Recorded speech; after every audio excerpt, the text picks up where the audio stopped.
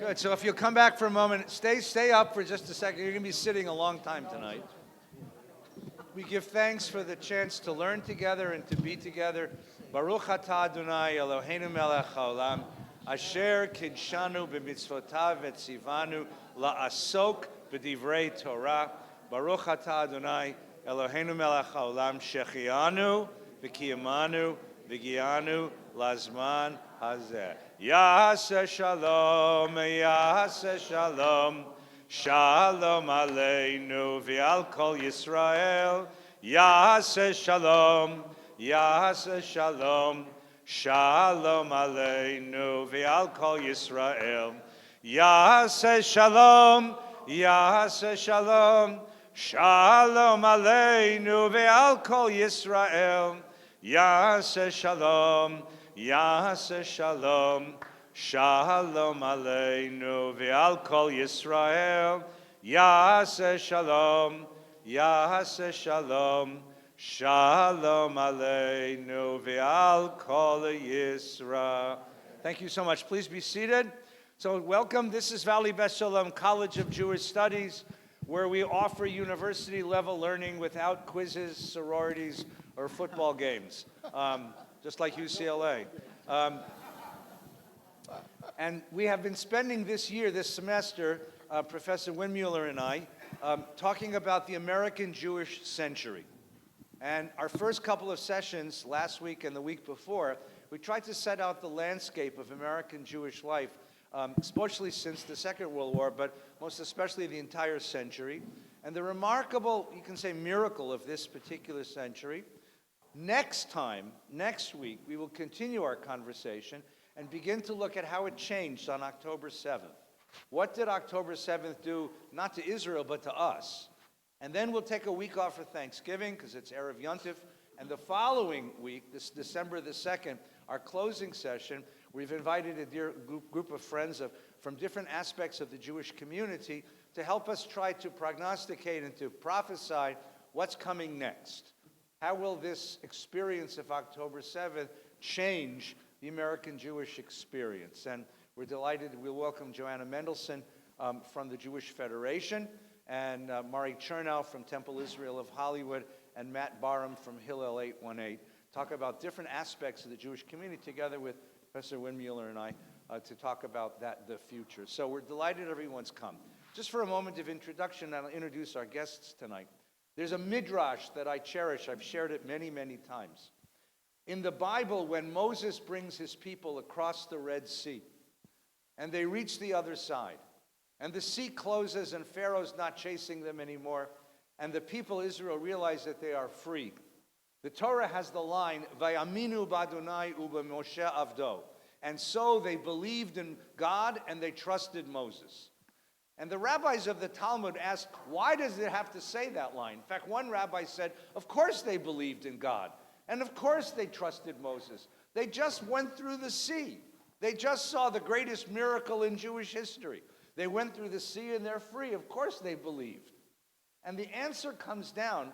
The other rabbis of the Talmud scold that rabbi and say, after the trauma of slavery, the vicious, brutal oppression of slavery for so many generations, the fact that the people Israel were willing to take a step forward into history, take a step forward into the sea, take a step forward into tomorrow, the fact that they were willing to believe a promise of freedom and a future is even a greater miracle than the splitting of the sea.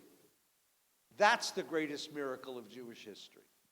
But if that's the greatest miracle of Jewish history, I would submit to you that we have experienced a miracle even greater. Because the Holocaust, in its brutality, it either matches or exceeds what happened to us in Egypt. And when we came out of the Shoah in 1945, the Jewish people worldwide had every right in the world to say enough is enough. It's too dangerous to identify as a Jew. You all remember Madeleine Albright?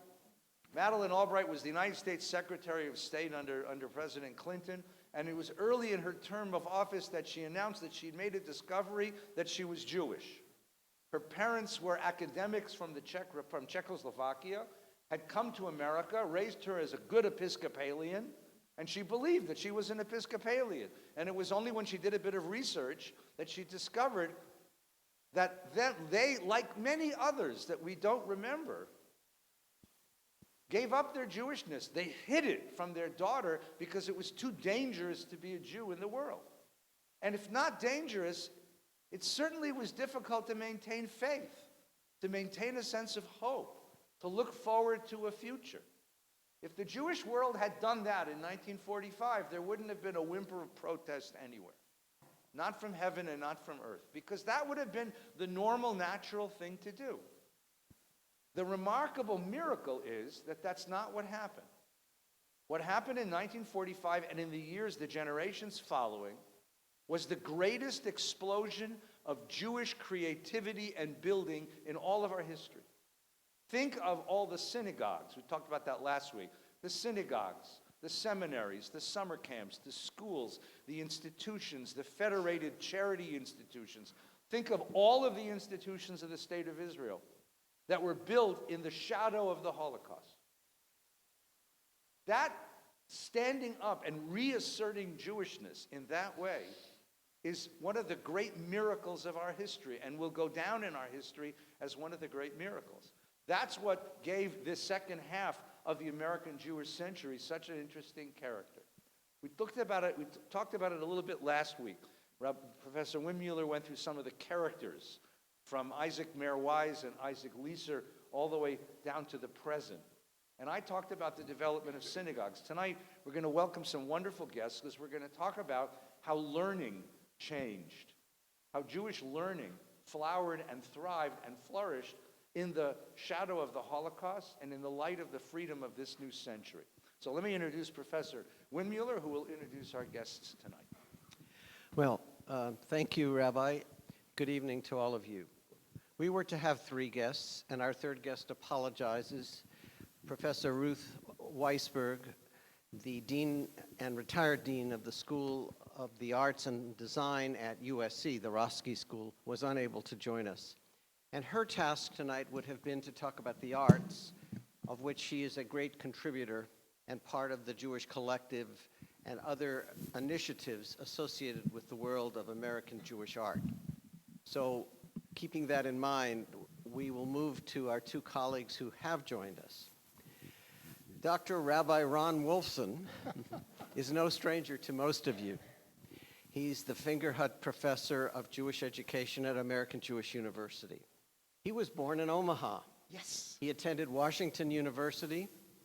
He has two masters, one from Washington U and the other from an institution called the University of Judaism, That's correct. now the AJU. He's an extraordinary contributor to the world of education. His books, in excess of 12, I believe, deal with a whole host of issues associated with the evolution of thought, practice, and engagement, relational Judaism, of which he's certainly a core advocate. His latest book, which he's going to talk about as well, I'm sure, Jewish Communal Leadership, is an extraordinary collection of writings from a number of folks talking about the core issues of the American Jewish scene here in the 21st century. There's a foreword by somebody that I know. Stephen Windmuller. Anyway, so we are so happy you're with us. Thank you. My colleague here on the right also is known to many of you. Dr. Joshua Holo is currently the Vice President of the Hebrew Union College. He served for a number of years as the Dean of HUC's Los Angeles campus from 2010 until his recent appointment. He's an extraordinary administrator, but more than that, he is also a scholar. He came to the college in 2004 to lead the Lockheim School, which is HUC's link to the University of Southern California. It's its undergraduate Jewish Studies program. And Josh led that program, grew that program, and just recently signed an agreement on behalf of the Hebrew Union College with the University of Southern California for an additional 25 years of the strong and important connection between these two institutions. His research is in the area of really medieval Judaism, and his work on the synagogues existed and operated under Islamic rule and control. And his writings across the board in terms of Mediterranean Jewry are really the hallmark of his own academic interests. Trained at the University of Chicago, Josh is really an extraordinary scholar along with being a really valued administrator. Welcome, Josh. So, gentlemen, as Rabbi Feinstein laid out for us, we are in the midst of an extraordinary moment in American Judaism. On the one hand, as the rabbi noted, the contributions and creativity that we are experiencing and have experienced has been really a phenomenal moment, not only for American Jewry, but really in the history of the Jewish people.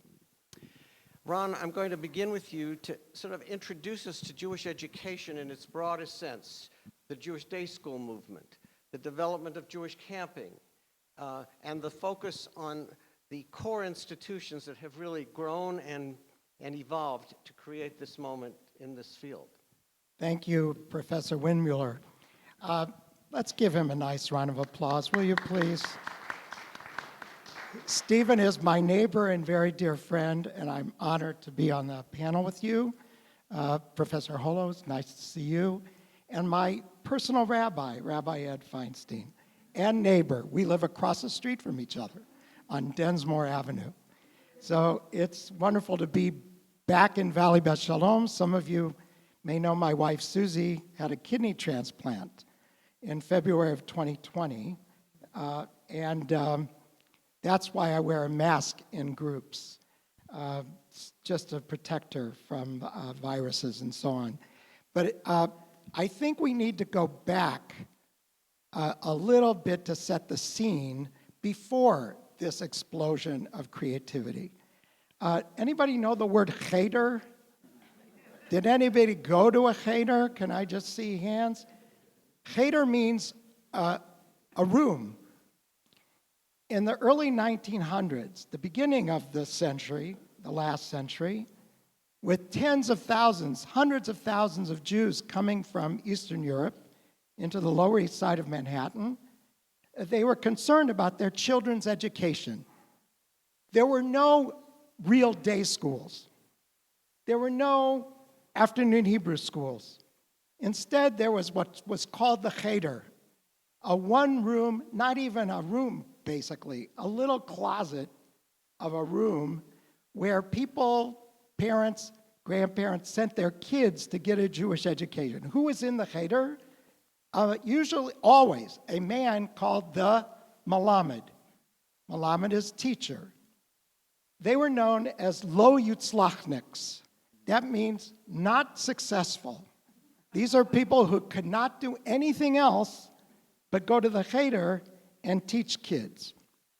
A study was done of Jewish education in 1909 by someone you all know, Rabbi Professor Mordechai Kaplan. You may not know that Kaplan began his career as a Jewish educator, and he did a study of the Jewish educational climate in 1909 in New York City, and he describes the cheder as follows. It's a school conducted by 1, 2, or 3 men for the sole purpose of eking out some kind of livelihood, which they failed to obtain by other means. There is no curriculum. Each student receives about 15 minutes of instruction with seldom or never any classwork. Each pupil, not knowing when he is needed, straggles in at random and waits for his turn to come, in the meantime entertaining himself with all sorts of mischief. When his turn comes and the teacher has given him the 15 minutes, he runs off. The subsequent Jewish education model was called the Talmud Torah, a subsequent form which was not much better. In a publication in 1969, Professor Meyer Ben-Chorin describes the Talmud Torah Admission and withdrawal of pupils went on without any rule and regulation. The schools were open every day of the year, and without regard to age or background, children were seated in classes which happened to have vacant seats. Classes of 50 and 60 pupils were not uncommon. Little wonder that the annual student turnover was enormous. In most Talmutoras, student exodus exceeded student influx, and at times it was twice as large. Rabbi Shmyer Leib Hurwitz of the Salanter Talmud Torah epitomized this condition by saying, "Our Talmud Torahs are like streetcars, always full, but never with the same people." Now fast forward to this era of Jewish education post-World War II. Let's go to the 1950s, when the explosion of synagogues in suburbs around America had to teach their kids some Yiddishkeit, and they created the afternoon Hebrew school. Did anybody go to afternoon Hebrew school Monday, Wednesday, 4 to 6? Tuesday, Thursday, 4 to 6? Sunday morning, 9 to 12? Even if you weren't born Jewish, right? You went to Sunday school. Did you have Mr. Friedman? I had a guy, Mr. Friedman, who was kind of like the Melamed. He was a lovely, lovely man from the old country, knew nothing about teaching, and he got us kids from Omaha, Nebraska in the synagogue school from 4 to 6 in the afternoon. It's the last place in the world we wanted to be.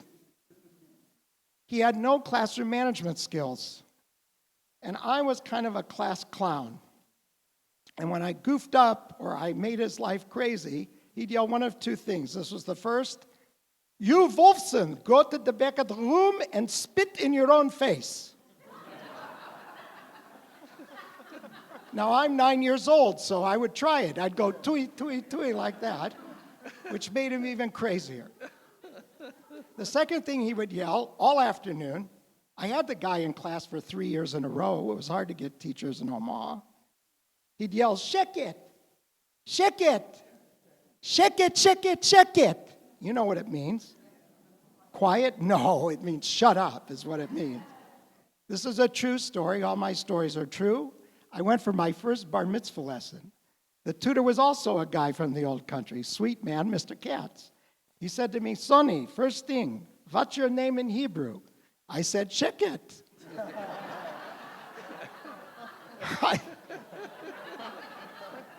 I thought my name was Sheket ben Avraham for the longest time. Oh my God. It's so funny because I was such a bad kid. They called me Wilde Chaya. Does anybody know Yiddish? I was such a wild animal that my synagogue, Bethel in Omaha, took 20 years to invite me back to give a lecture on Jewish education because they couldn't believe I became a Jewish educator. They couldn't believe it. Finally, they invited me to give a talk at the synagogue. My mother, God bless her soul, made sure the place was packed. It was like Kol Nidre. I give the talk. It goes well. At the end, I say, "Are there any questions?" From the front row of the sanctuary comes a hand. I look down from the pulpit. It's Mr. Friedman. I said, "Mr. Friedman, it's so nice to see you. Do you have a question?" He didn't have a question. He stood up, turned around, faced the 500 people in the sanctuary, and said, "Ronnie Wolfson was the best student I ever had in Hebrew school."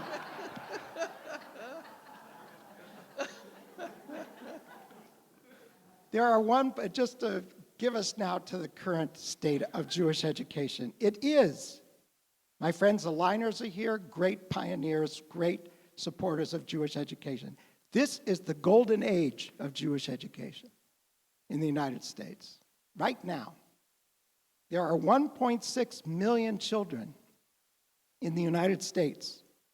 There are more than 300 Jewish day schools, serving about 300,000 Jewish kids. In the synagogues all over North America, there are every synagogue has a school with thousands and thousands of students. In the day school world, we'll probably get to this, there's been a dramatic rise in enrollment since October 7th. You'll talk about that next week. Because parents are concerned that their kids be in a safe place, a secure place, and they want Jewish education for their children as well. Summer camps, over 300 in the United States. That's incredible. 162 day camps and 153 overnight camp with 181,000 kids in those summer camps. And most importantly, Rabbi Feinstein, as the director of Camp Ramah, always said, the camp is not really about the kids, it's about the staff. It's about the counselors. With 8,500 college-age students who come as counselors in Jewish summer camps.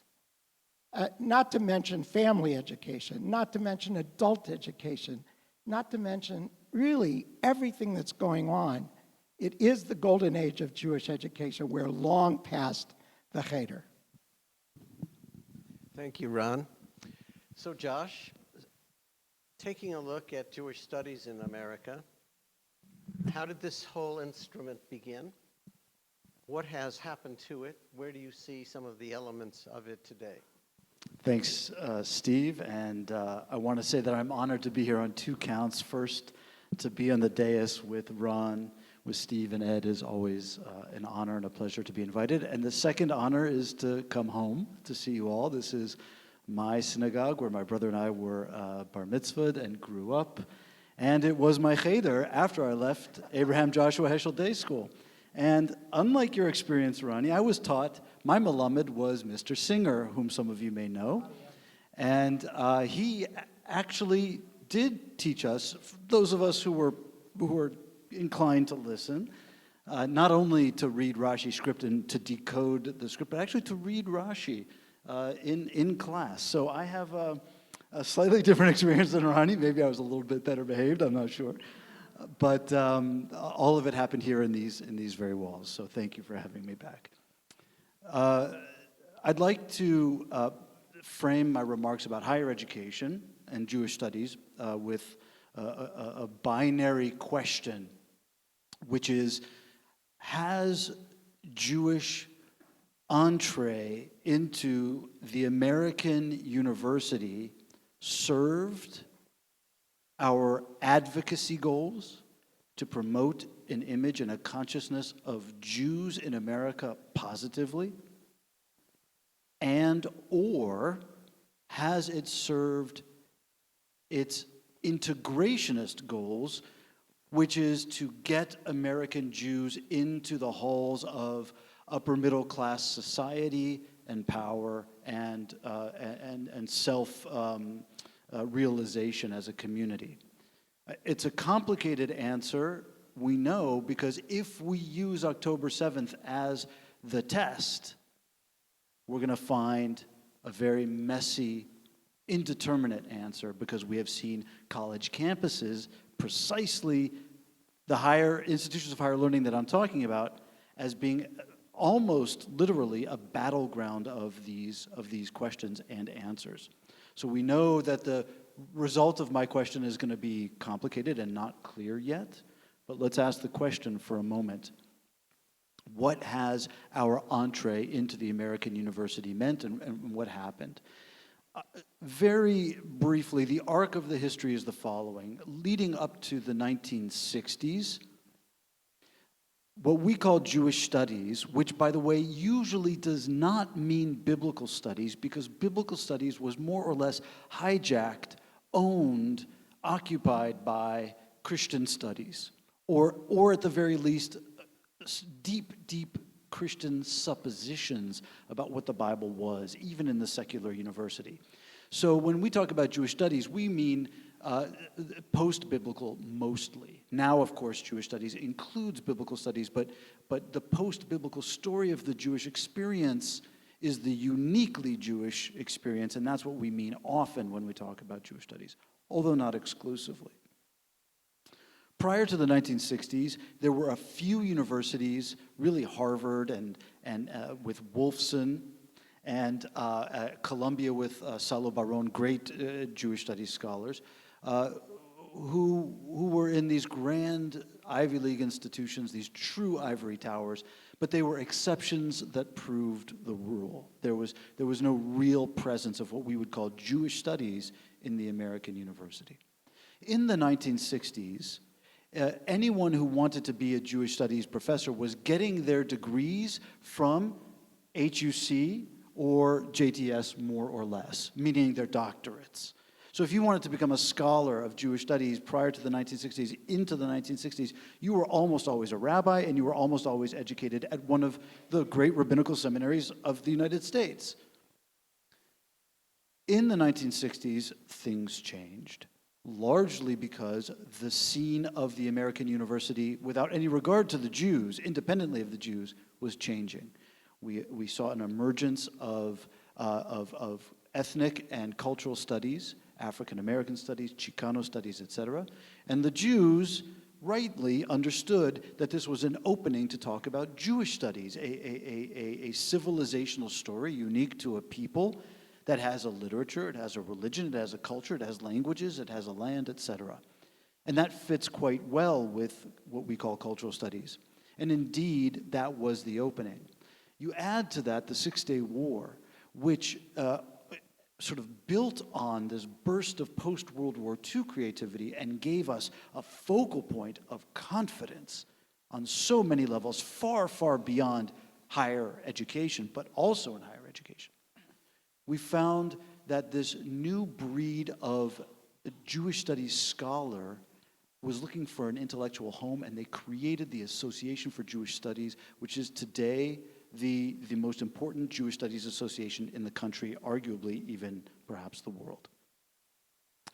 And this is 1969, so we're in the wake of cultural studies. The Jews as a coherent minority are finding their voice in the American university. The Six-Day War gives us a burst of confidence, and in the late 60s and into the 70s, we begin to organize job fairs, this association whereby we can enter into the American university as professors, teaching Jewish studies courses.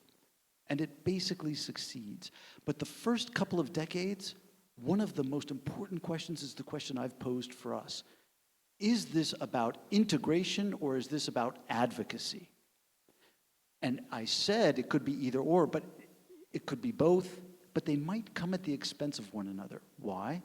Some Jewish studies scholars say, I want to study Jewish studies as the Germans did in the 19th century, the Wissenschaft des Judentums, as an academic study, pure, without any advocacy. I'm not here to wave the flag of the Jews. I'm here to study the Jews with the tools of evidence and analysis and the American secular educational system. And I want to become a part of that. I want to integrate into that because that's a fair-minded system. It's a system that judges based on evidence. And we can talk about a civilization that way, historically, etc.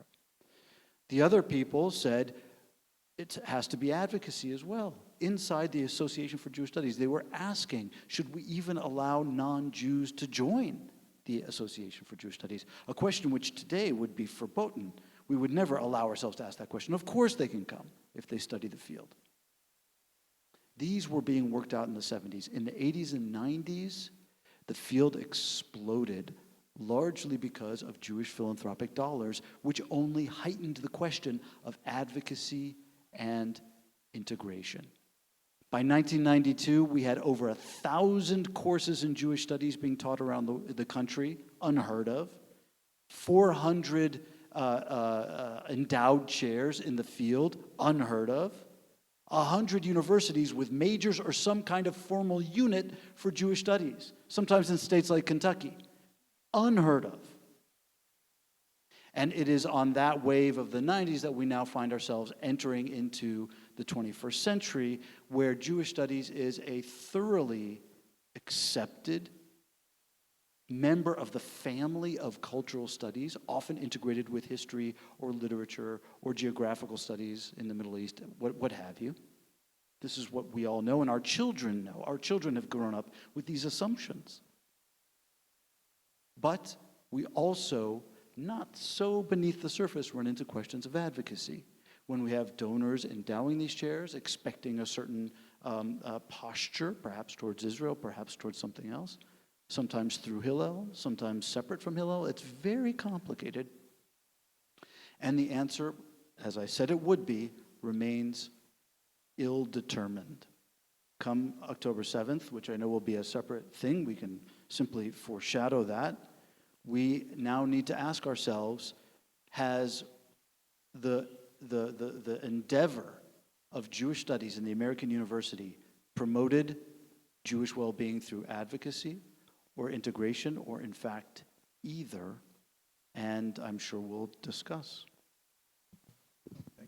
So I want to stay right there, because the association, its 1,500 members, recently, it's working. Yeah, Yes. just get close to it, that's all. Dear, how are you?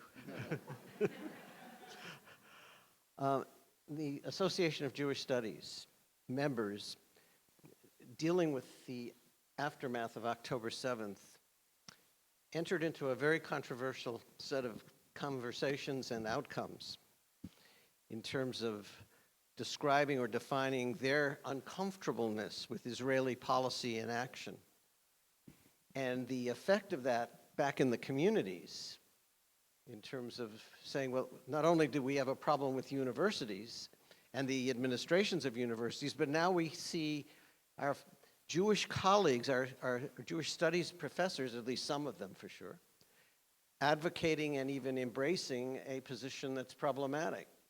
So I'm just curious how and what you've seen as an outcome of that, or as the reality of that. First of all, it is the case, in fact, that the Association for Jewish Studies was a platform, was a context in which highly critical positions vis-a-vis Israel were voiced, and had an official outlet wherein to give voice to these positions, what we might call more dovish or whatever.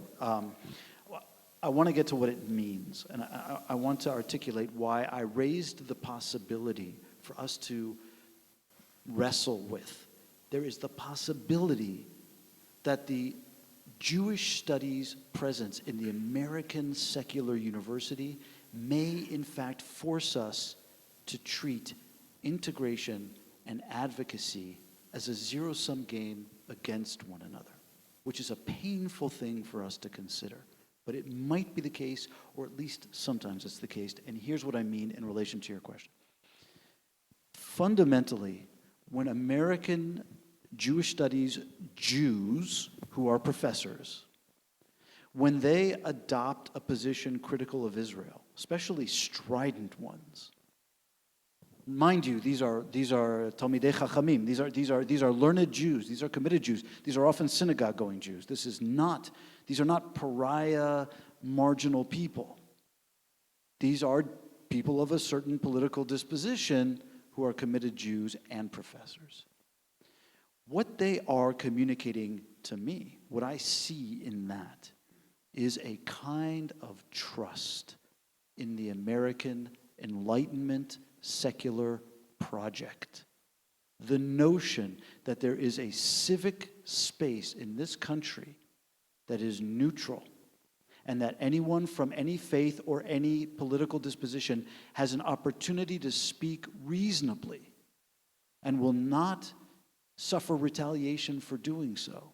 Free speech, freedom of ideas, the free marketplace of ideas. When a Jew adopts these positions in their role as a professor of Jewish studies, what they're saying is, I trust the university to be a place of pure ideas where real questions can be asked without fear. They're putting trust in this proposition. And they're saying that that's the kind of professional they want to be, which they're separating from their Jewishness. That's what's happening. That's what it means to me. Whether or not they're naive or in fact visionary is open to interpretation. So similarly, in summer camps, this past summer, we would see an extraordinary pushback on the part of some counselors and some campers even on the issue of how do you introduce Zionism? How do you teach Israel? Or do you even enter into that frame? And I'm curious how you've sort of evaluated and seen what's unfolding. I see that there are places in the Jewish educational sphere attacking this issue. There is something called the I Center that teaches counselors at camp and Jewish teachers in these day schools the truth about the history of the Middle East, certainly open to the kinds of things that Joshua is talking about, but they want to prepare the counselors for these inevitable conversations among themselves, not just with the kids. So again, I'll defer to my colleague, my neighbor, and my rabbi, Feinstein, who ran a summer camp. I mean, how did you handle kids who were critical of Israel back in the day? It wasn't an issue when I was, I'm not begging off, but we had other issues. Yeah. You know, we had other issues of personal stuff. I can talk about that too, but the Israel question, when I was director of Vermont, which is the early 1990s, that wasn't the question. The camp was generally pro-Zionist and pro-Israel. There was a room, you know, Chaim Seidler feller would come up to speak to the kids and, you know, drive them all crazy because he was very much on the left Right. in Israel. And then we would have, the Council General would come up and he'd generally be on the other side. But that wasn't the biggest issue. That issue has really come more of late, okay? But I think just like Joshua is telling us, there needs to be room for different opinions, I think, in the educational sphere. Yeah. And sometimes that's difficult for some of us to hear. I got a call recently from a friend leader in the Jewish community who was very upset with a statement that one of our colleagues in the American Jewish system of education had put out about the situation in Gaza. How can that happen? How can you may have heard about the rabbis or the rabbis in training who had signed a letter critical of the situation in the Middle East. But I think your point is correct. If we cannot create a situation where people have the right and the ability and the trust to make their views known and have those kinds of debates, as painful as it might be to some of us on another side of the debate, I don't know what academia is all about. I mean, I live in this world. So I may disagree with my colleagues vehemently about certain things, but I respect their right to have their opinion. I'm going to go back and set a context for some of this, if that's okay, before we go back to the Israel question, okay? You mentioned 1967, June 1967, the Six-Day War, is the turning point. It really is a turning point in this culture. Because what happens, of course, is Israel's victory is so unexpected and so decisive that it completely changes the tenor of the Jewish community. In small ways, that was when kids my age started wearing yarmulkes out on the street. You started seeing people in knitted yarmulkes out on the street. And there was you were able to, as it were, to come out of the closet as a Jew, because being a Jew became something very prideful. And the community, in a certain way, if you want to know the ideology, it was like we replayed the Holocaust, only this time we won. That really is the way the community interpreted it. And the person who articulated this was the great philosopher Emil Fackenheim, who was a German Jew who had been in Theresienstadt concentration camp, came to the University of Toronto, right, and wrote a very famous pamphlet called God's Presence in History, where he said, we have one mitzvah, don't let Hitler win. And that became the driving ideology of post-war American Judaism, survival. In the Federation world, it's called continuity. Jewish continuity became the driving idea. Federations began to reorient their funding toward Jewish education. It's in 1967 that both of these phenomena start happening. I graduated JTS in 1981, finished my degree at Columbia in education in 1982, went to Dallas, Texas to build a conservative Jewish day school. And I was part of the first group of the Solomon Schechter Day School Association principals. There were 10 of us. who were running non-Orthodox day schools in the country. There were 10 of us that sat down at the Harvard Principal Center to discuss what a non-Orthodox Jewish day school might look like. That's when it exploded all across the country because survival was the issue. That gave rise to what Professor Wolfson's talking about, this spread of consciousness of education as a driving priority of the community. And Professor Hollow's observation is exactly as well. That's also the beginning of the spread of Jewish studies. Because up until then, you're right, the 2 Jewish studies programs in the whole country were at Harvard and Columbia. Harry Austrian Wolfson, a great Lithuanian scholar of Spinoza, was at Harvard. And Salo Baron, the greatest Jewish historian who ever lived, was at Columbia, and that was it. Okay? And then you have post-war Judaism, 1967, it begins to explode. We'll talk about Brandeis University in a second. But you hear Professor Hollow's question, right? If my kid takes a class in Egyptology at UCLA, I don't expect that professor to make my kid Egyptian. But if my kid takes a Jewish studies class at UCLA, do I expect that kid to become more Jewish? Is that the job of the professor? Do you hear the question? Is the job of the professor in a university, who is a scientific scholar of Jewish culture, is his job to do what Professor Wolfson's talking about, make my kid more Jewish? If he does make my kid more Jewish, is that why I gave money to the university to have the chair? But if he doesn't do it, do I feel like I failed? And it's a very painful question for some. I remember, both sides of this discussion. I was a kid in college, and I came back from Israel. I had a year in Israel studying with David Hartman, and I came back very excited to pursue my Jewish studies. And I went to a professor who was teaching a Holocaust studies class, and I said, I want to talk about post-Holocaust theology. And he said, why are you asking me that? I mean, his idea was, I teach a class, I have nothing to do with your Jewishness.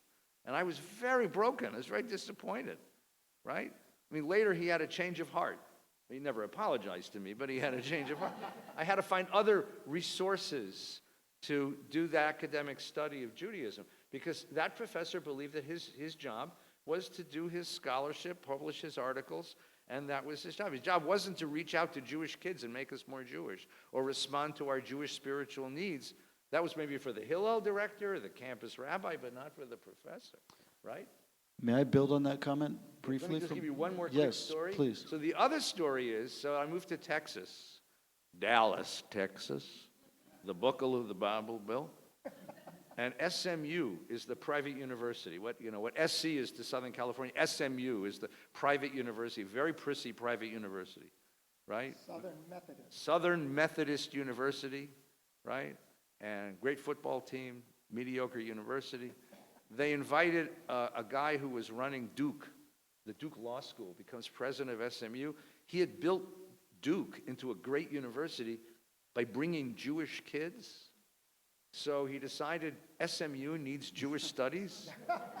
And the first Jewish studies professor at SMU was Susanna Heschel. I get a buzz on my intercom one day, and the secretary says, Rabbi, Mrs. Heschel and Ms. Heschel are here to see you.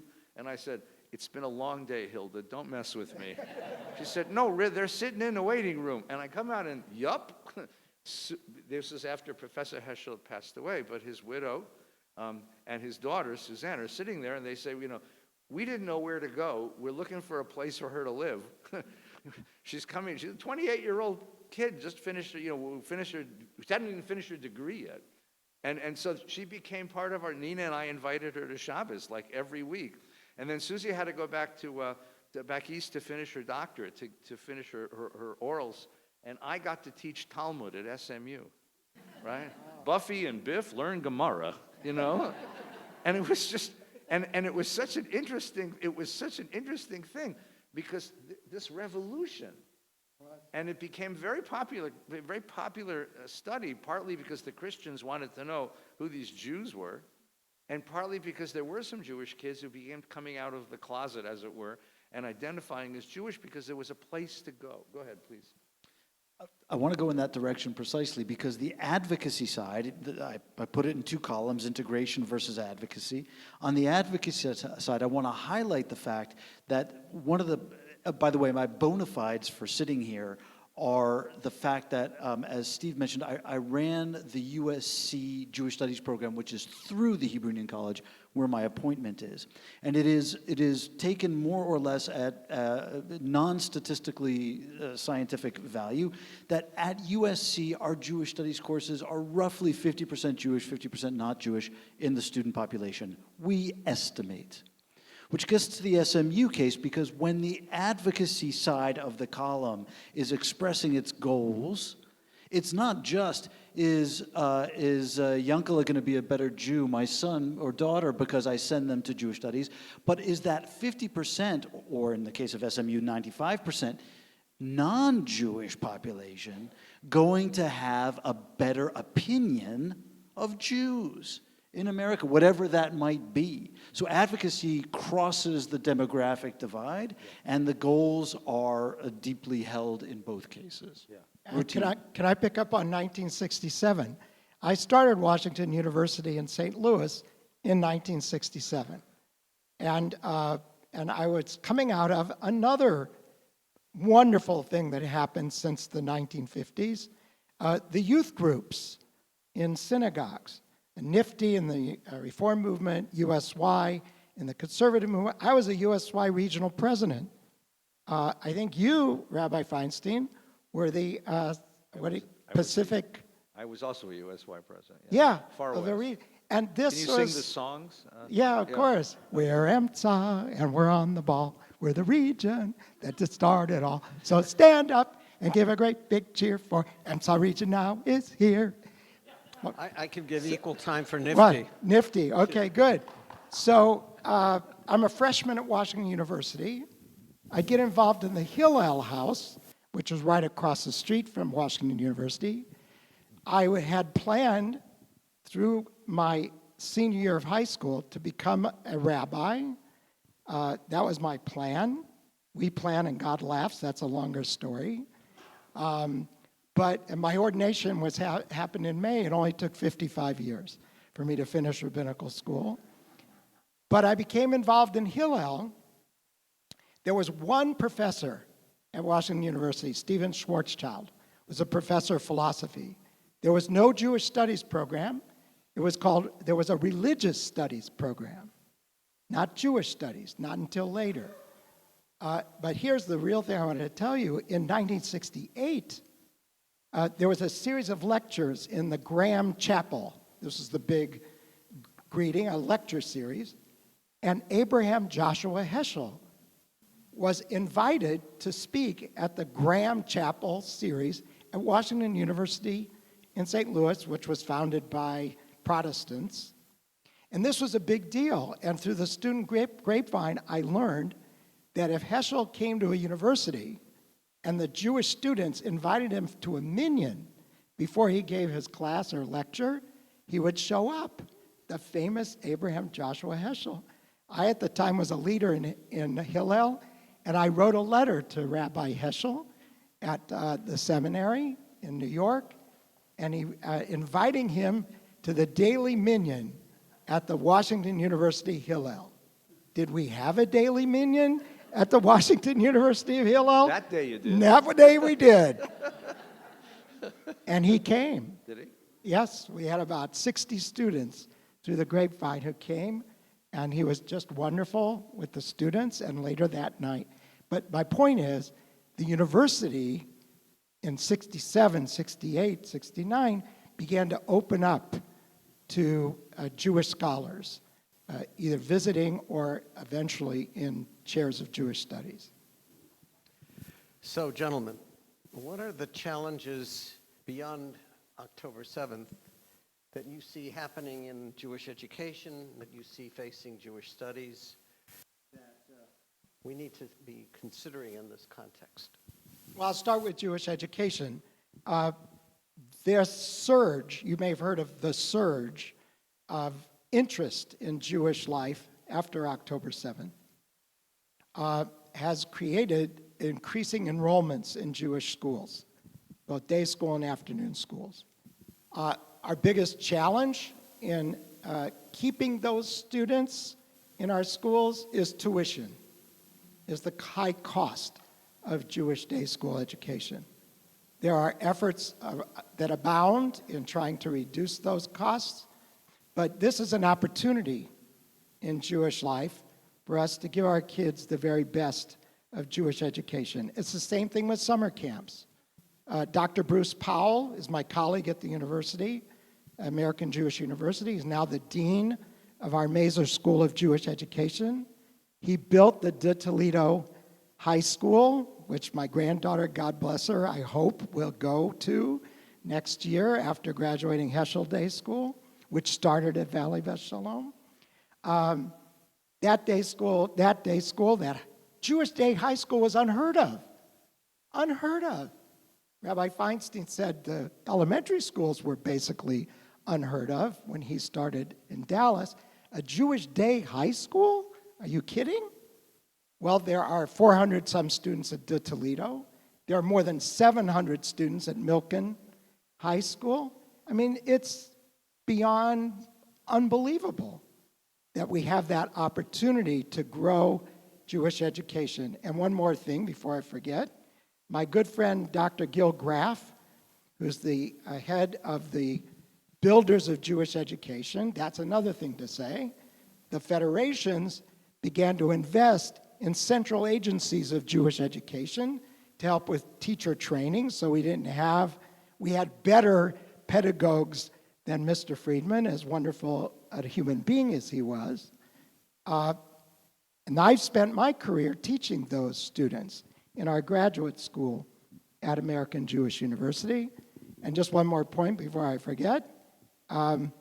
We now have 129 students in various programs learning how to be better Jewish early childhood educators, including 39 students getting their first doctorate in Jewish education ever offered at American Jewish University, including someone named Abby Mars, who you know here at Valley Beth Shalom as the director of your ECE program.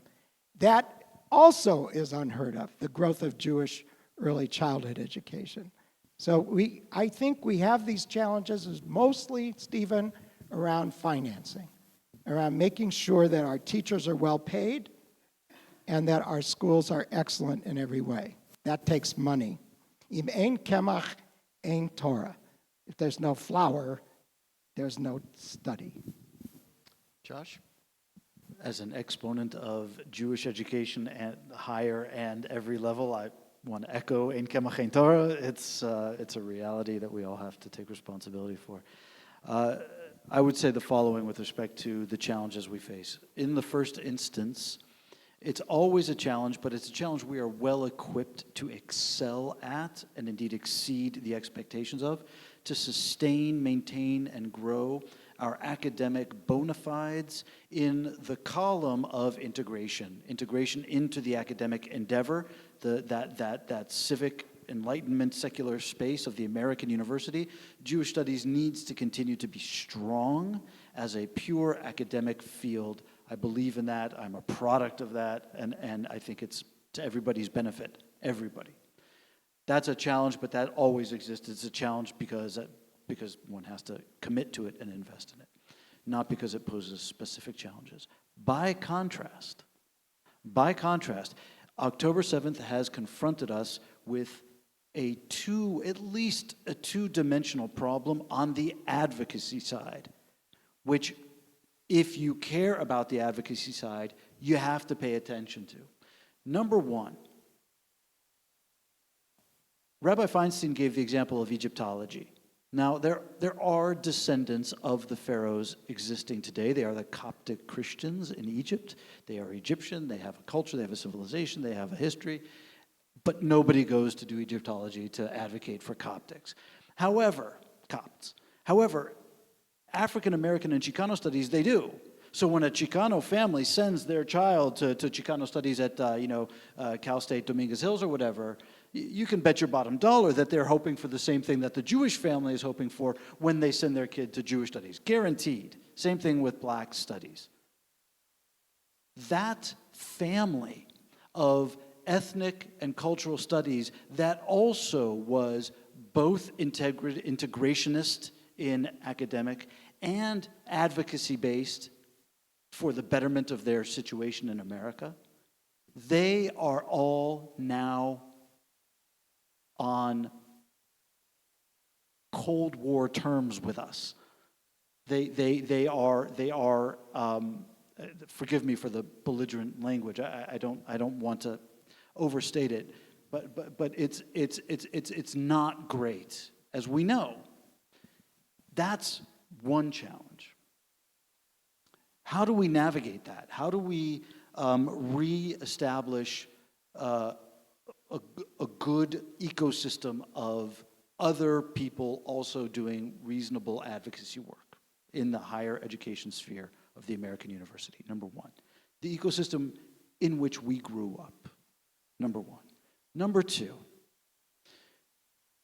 Palestinian cultural studies, Muslim cultural studies, Arab cultural studies, we'll call that some kind of super group of an ancient civilization with a literature, a religion, with territories of their own, with their interests of their own, and certainly advocacy of their own. They are now doing what we did in the 60s. They are now figuring it out.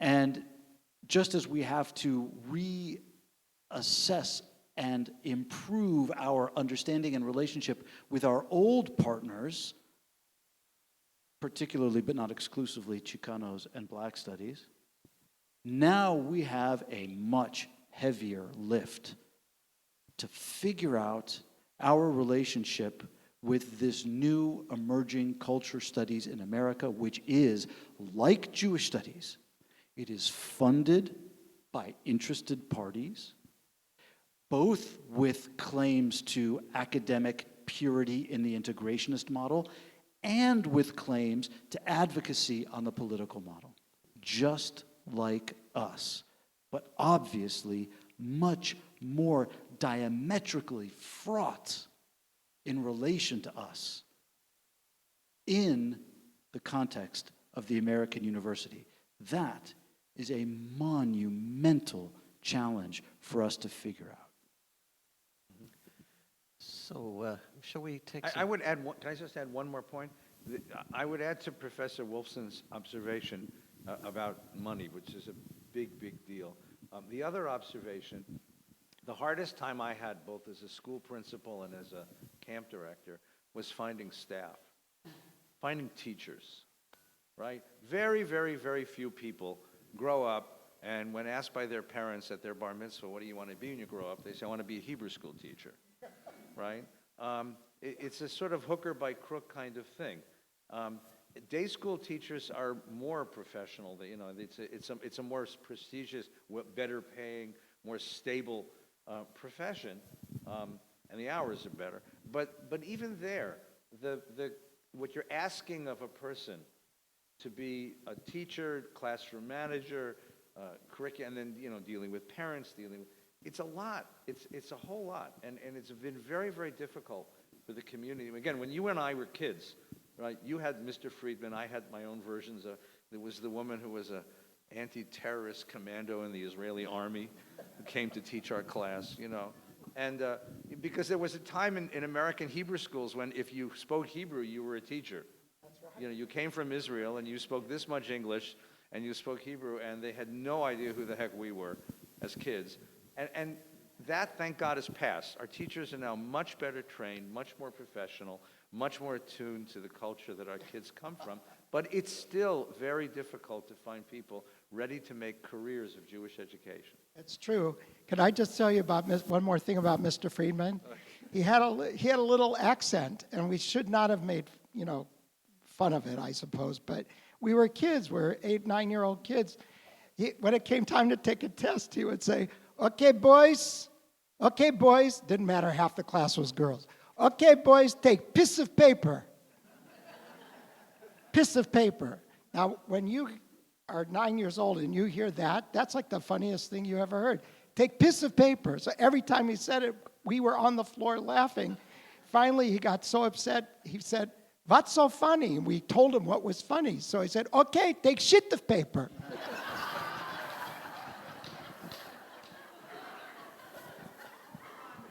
That's what I remember from Hebrew school. I think we have to send you back. Yeah, so it's your turn. It's your turn to ask our two guests questions or offer a quick comment. Yeah, sure. So while the mic is coming, I'm going to be at SMU tomorrow. So, yeah, I'm going to Dallas. So if you have any of your former students hanging around, I'll look for them. Yeah. Okay, let's begin. Hi, I had a question about Middle East Studies departments. I had a daughter who took an Intro to Middle East Studies class at Berkeley, and she called me up and said, Egypt had no war plan when Israel attacked it in the Six-Day War. And I went and looked up that fact, and it is a technically correct fact. That's a load of crap that is, designed to elicit a response that Israel is the aggressor in the Six-Day War.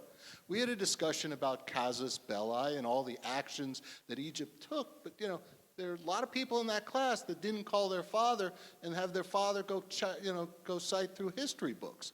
What the hell was going on there? I mean. Fundamentally, the question you raise is representative of a profound quality of education writ large, and certainly higher education, where the students are presumed to be adults, and there's the stated position of higher education, regardless of whether there are undercurrents of advocacy.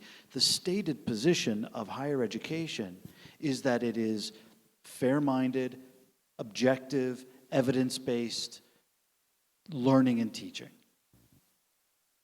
What we know is that that is impossible. But on all sides. This is not a Middle East studies thing. This is a human thing. And this has to do not with whether or not we are biased or tendentious or good teachers or bad teachers, but whether or not we are educating our students to ask the questions that your daughter asked you, and to follow through and to be critical thinkers. Yes, there are times when there are going to be biases and claims that are beyond the pale, that are outright unreasonable, inappropriate things to teach in a civic public setting. Yes. But those are going to be few and far between. Most of the time, we're going to be confronting, and I say we meaning any citizen of any stripe who chooses to invest in higher education. We are going to be confronted not with objective truth, but with a forum in which truths have a fair-minded context in which to duke it out.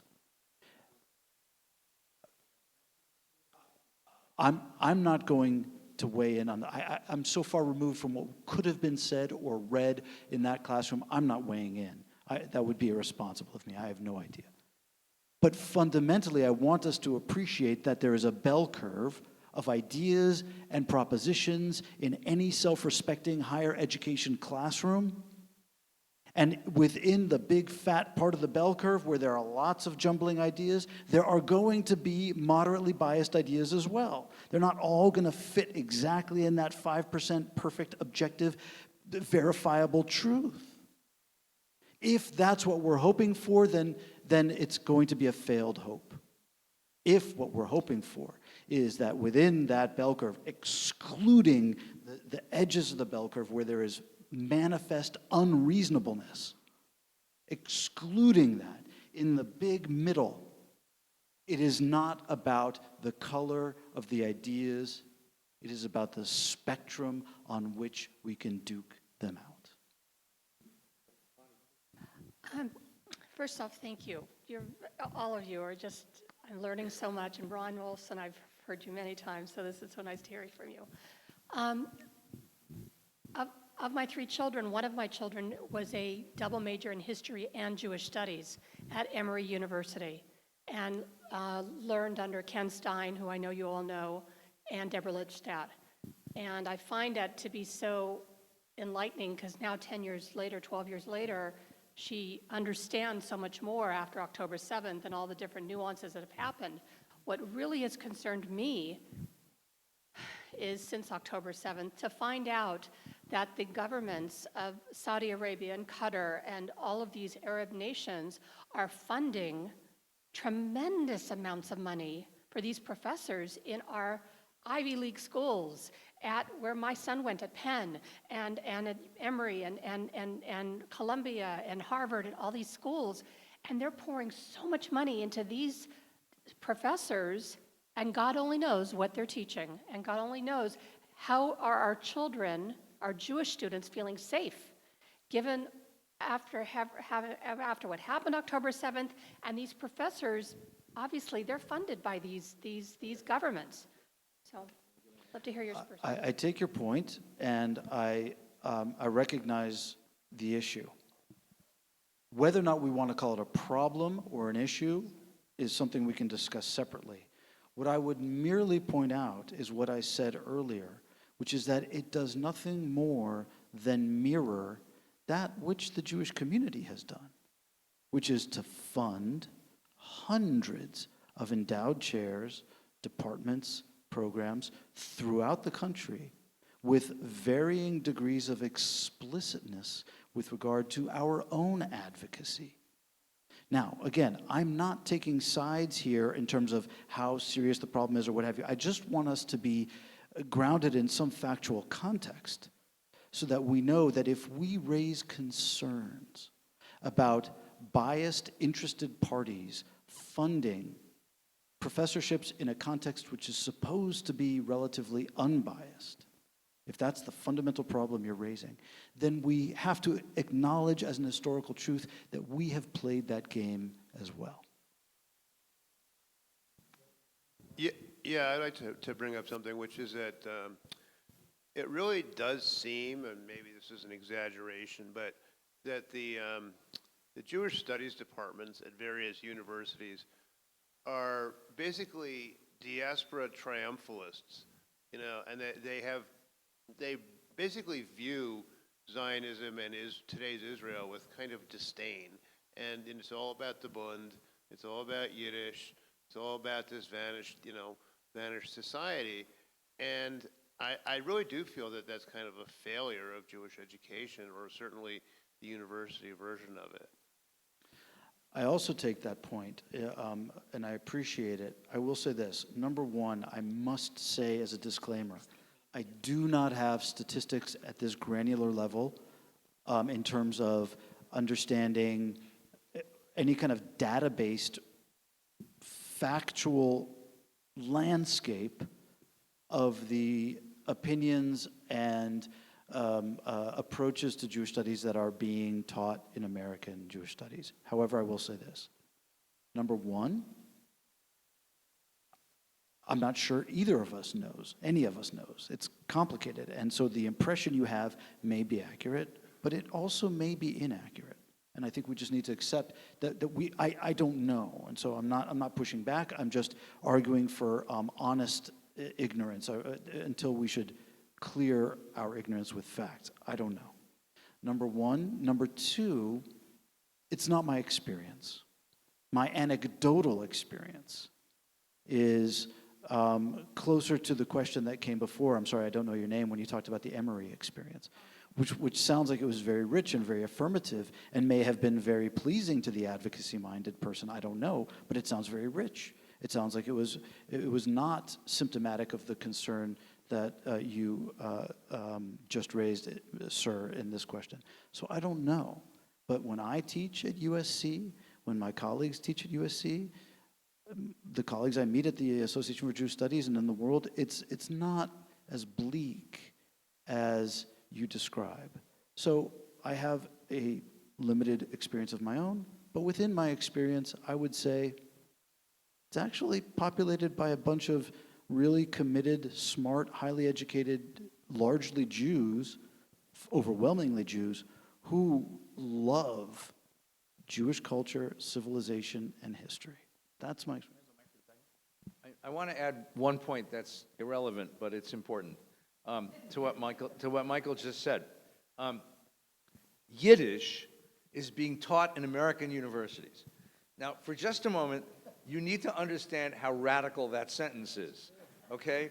In German universities, which is where most of the great Jewish academics were trained in the 19th century and up through the pre-war, basically to the 30s, before Hitler's rise, Yiddish was considered garbage language. I'm not exaggerating. It was considered ugly vernacular, pidgin. No one took it seriously as a language, as a literature, as a culture. It was peasant stuff. When we came to America after the war, the generation after the war, Yiddish was what your Bubby and Zeta told jokes in, right? The duck said to the rabbi, "Gesotten, dorten, horten, florten, horten." Ho, ho, ho, ho, ho. But it was not in any way taken seriously as an expression of a serious culture, as a serious language, as a serious medium of expression. It's only in the last 25, 30 years, right? Middlebury College has a Yiddish intensive over the summer, and now there are Yiddish professors. I think Ruth Weiss is the first one at Harvard. Yiddish is now a language you can learn in many, including SMU, many universities, with all of the accoutrements of Yiddish culture. It is such an interesting emblem of how much we have found ourselves a home in America, that Yiddish is now celebrated as a culture, as a language, as a civilization. And look what happened with the creation of the National Yiddish Book Center, which is extraordinary. And speaking of resources, who would ever believe that we would have, all of you in the College of Jewish Studies at Valley Beth Shalom, access to every Jewish sacred text online in Sefaria. If you don't know what Sefaria is, look it up. This is an unbelievable database of the Talmud in translation, with commentaries, with all of the holy texts, and that's Jewish education online, which has also exploded, especially since the pandemic. I'd like to add one more thing. First of all, with respect to diaspora centrism, which I also appreciate the comment.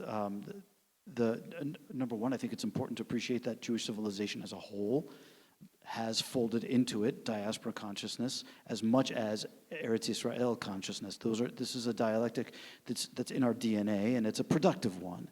And so I think that's important. But more specifically to your comment and your question, I want to point out that concomitant with Yiddish studies growth is 2 decades later Ladino growth, which would seem to reaffirm your position.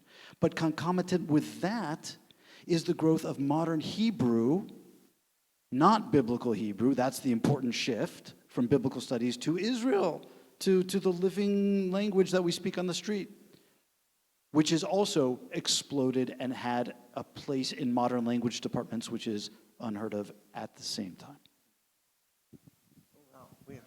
I have the mic.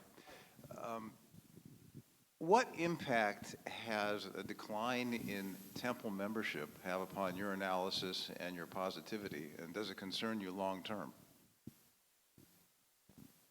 Oh boy, I wasn't here last week. It's a big issue, no question, no question. My assessment of what's happening in synagogue life is that some synagogues are thriving. Many synagogues are stable.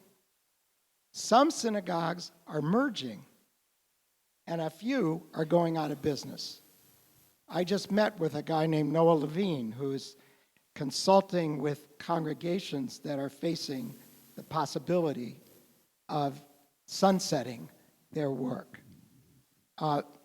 But you also have instances in this very valley of two congregations coming together and creating a very powerful and successful and well-resourced congregation.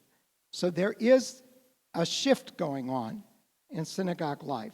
How it will impact Jewish education is yet to be seen, but there are these other opportunities for getting a Jewish education for our children and our grandchildren, whether it's an afternoon school in a synagogue, a day school, a summer camp.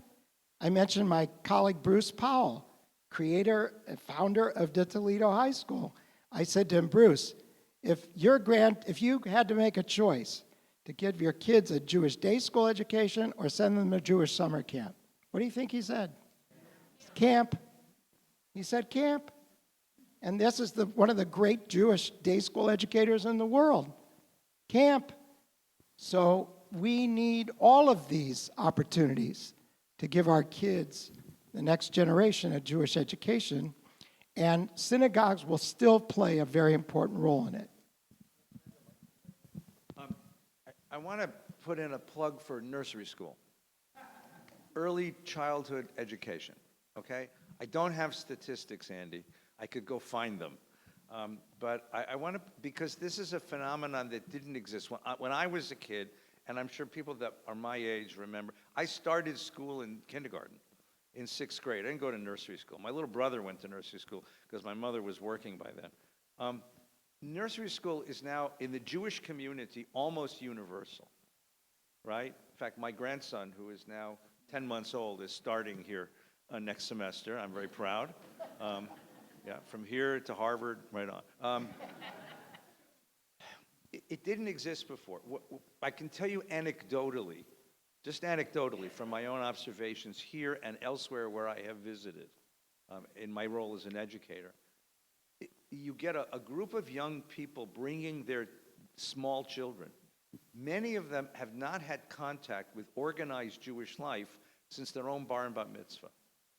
You know, they went to Hebrew school, which was, you know, so-so. They had a bar mitzvah. Then they became teenagers, went off. Maybe they went to a camp. Maybe they went to a youth group. Maybe they had an Israel experience. They went to college. Maybe they showed up at Hillel or at Chabad.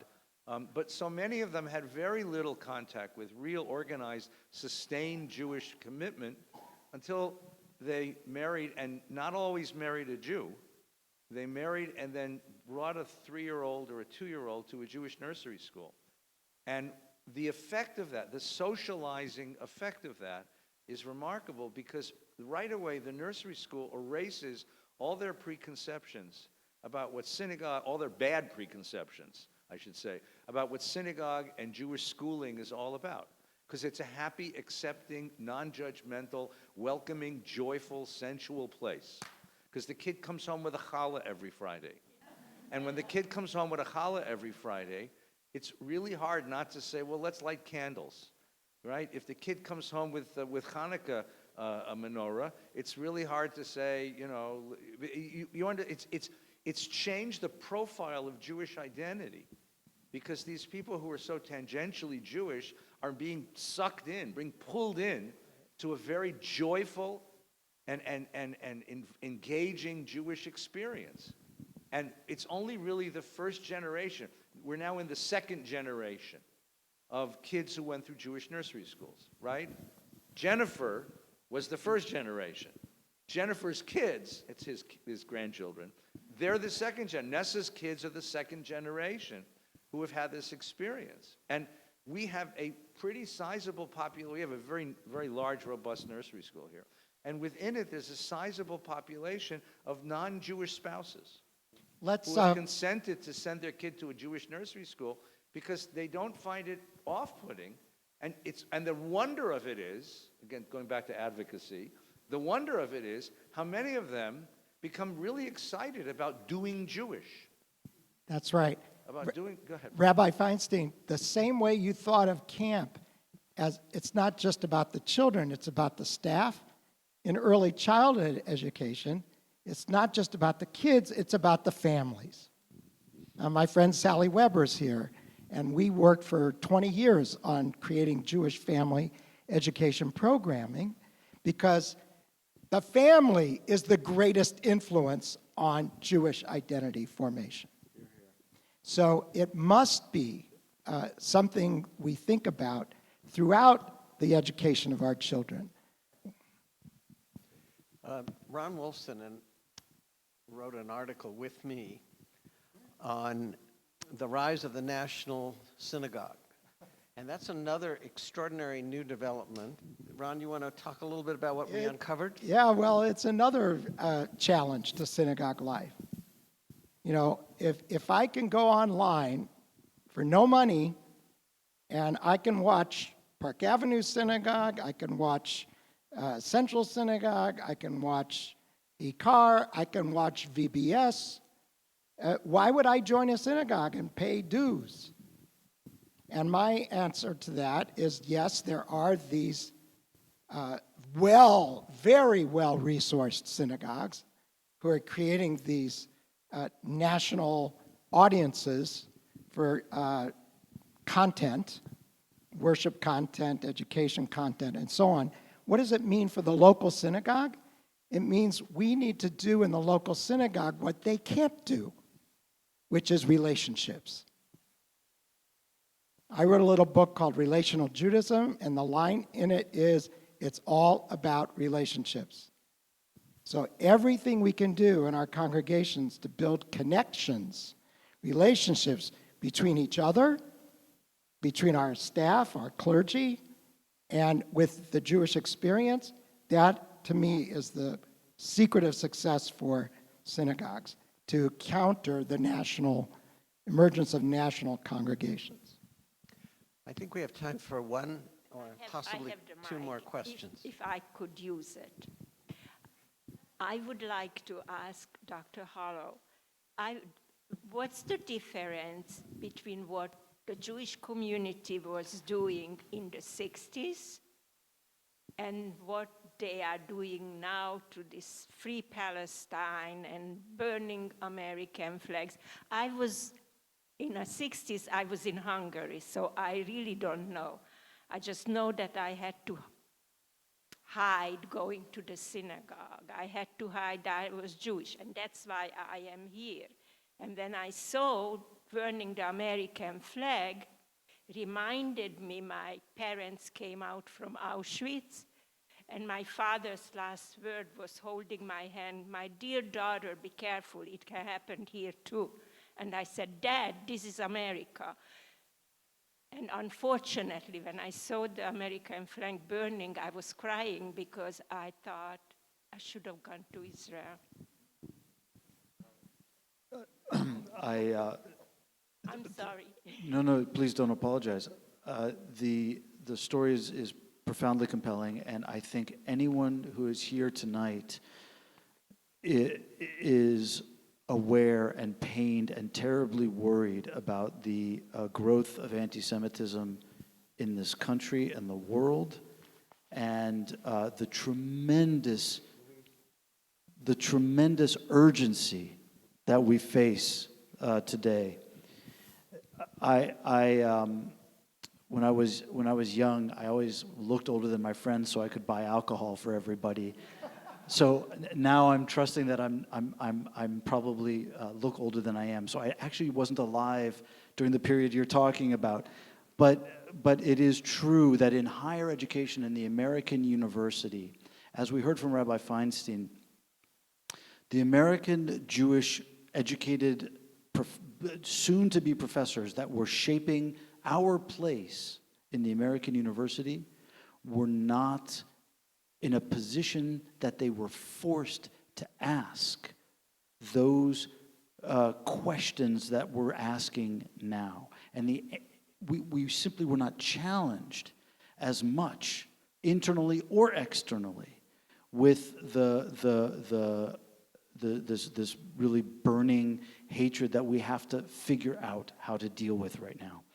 It was a different world, and while maybe there was a substrate of anti-Semitism that was acceptable in society, such that one couldn't celebrate being Jewish as openly as we do now, it also is true that it was not literally burning on the streets the way it is today now. So I don't know the answer to your question, what we do, but I do know that we were facing different questions, especially the up-and-coming professors then and today. It was a profoundly different landscape. I know there's lots of questions more, and I apologize that we're not going to get to them because Ben & Jerry's is closing soon, and that's holy. I want to just point out that there are lots of things we didn't talk about, okay? What we did talk about today was this revolution in Jewish education, Jewish learning, the institutions and forms and media of Jewish learning from young age to old. And you understand that, again, when I was 6 years old, I went to kindergarten, and many of my compatriots, we started going to Hebrew school, Monday, Wednesday. Actually, we had Monday, Wednesday, Thursday, and Sunday, and with junior congregation on Saturday. It was, and then most of them dropped out at age 13 when they finished bar mitzvah. But what you've heard tonight is that the system has been set up now so that a kid starts at 18 months in Mommy and Me, right? Goes through Jewish school, through Jewish high school, gets to go to USC and study with Professor Hollow. So the kid starts at 18 months, and if they do conclude their Jewish education, it's the age of 22 with a bachelor's degree. That's a revolution in the history of the Jewish people. There's lots of things we didn't get to talk about, so let me just say them so you don't go home and say you didn't know. One of the things in 1948, Brandeis University is established, a Jewish-based university. Now, Brandeis University, to tell the truth, not to go into the whole story, is suffering, this whole last decade, has suffered what Professor Hollows talked about. Is it a Jewish day school whose purpose is to create Jews, or is it a secular university that happens to offer Jewish studies? Big controversy there. Another thing we didn't get to talk about, Chabad, right? Those of you know, on Gailey Avenue, right across the street from UCLA, is a large brick building, which was the Chabad house. What you might not know is that was the first Chabad house. The Rebbe, in the late 60s, recruited two great rabbis, right, Shlomo Carlebach and Zalman Schachter, to go around and save Jews from being converted into Eastern religions and LSD, and they were not so successful. But they began this tradition of shlichim, of emissaries. Now there's a Chabad that's like Starbucks. Every mile on Ventura Boulevard there's a Chabad. But in the original it was college campuses, and UCLA Chabad, Baruch Kunin, Shlomo Kunin was the first one.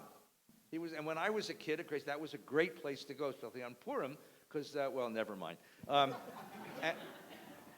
So that also has had a decisive effect on Jewish kids' identity on college campuses, okay?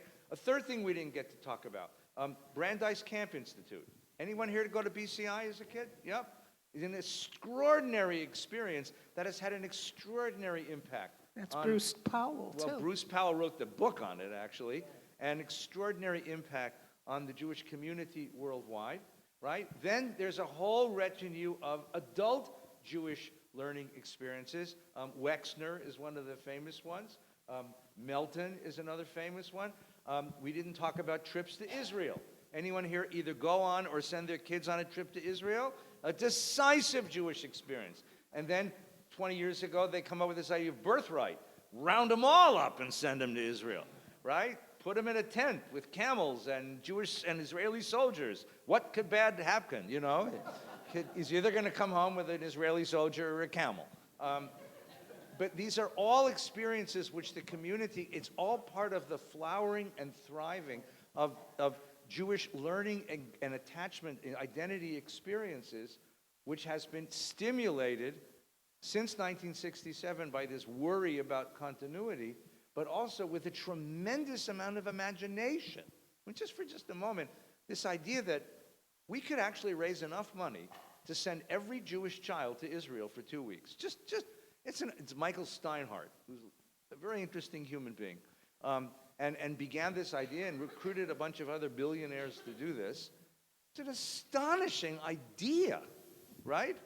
So all of these are part of this wonderful, remarkable thriving of Jewish culture and education and learning and growth since the end of the Second World War. Next week, we're going to talk about what happened on October 7th, not just to Israel, but to us.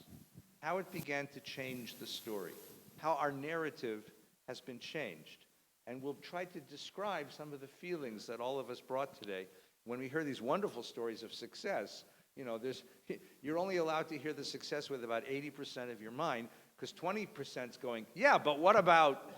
And that's what we're going to start talking about next week. And then, then we'll take Thanksgiving off, and the week after that, we'll be back to talk about what's next. Let me say a very, very big thank you with you to Professor Hollow, Professor Wolfson, and of course to my dear partner, Professor Windmuller, and it's been wonderful learning together. Have a quiet week. Nothing bad's going to happen this week, I guarantee it. Ben & Jerry's is open for another 45 minutes. Go take care.